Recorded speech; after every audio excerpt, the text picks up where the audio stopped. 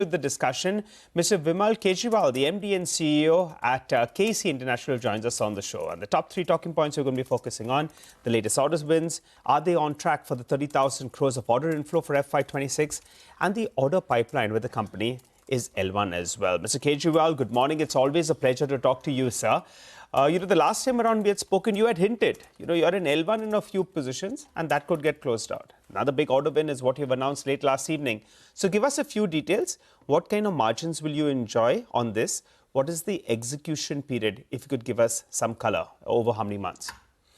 Good morning, Nigel. Morning. So these projects are, T&D projects. So typically the margins would be on around, 10% plus. And execution period for them on an average is around 18 months, because one of them is 21, one is less than one. So I'll say average is 18 months. Right. So we've got that out of the way then. Give us a few more details. I think a year-to-date inflow is around 15,000 crores order inflow. You could correct me on that number. And I think you all were looking at around 30,000 crores. Normally the second half of the year sees higher amount of ordering. So you remain reasonably confident that you get there? So yeah, the numbers are right. We are at 14,000, roughly 13,900 and odd for this year. We have another L1 of almost 4,500 crores. So we are hoping that that gets converted in the next few weeks or so. And I think overall, we seem to be quite okay on 30,000 crores, maybe 1,000 crores here and there. But I think we are still on 30,000. Okay. And what about prospects, sir, in terms of the pipeline?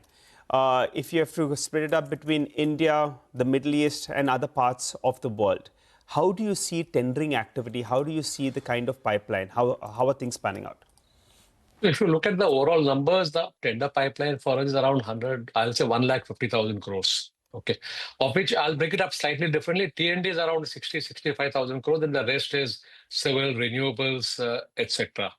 In international, right now we are more or less only on the T&D side. So that order tender pipeline is around 30,000 and odd crores. Rest is all India. Okay, all right. Any movement with regard to collections? I remember when we spoke last, particularly on the water side of business, things were slow. Obviously, it's a short duration since the last time we spoke, but is there some kind of sense in terms of improvement out there? So the states are now talking about giving money. So we did receive some money from Orissa, which was a problematic case for us.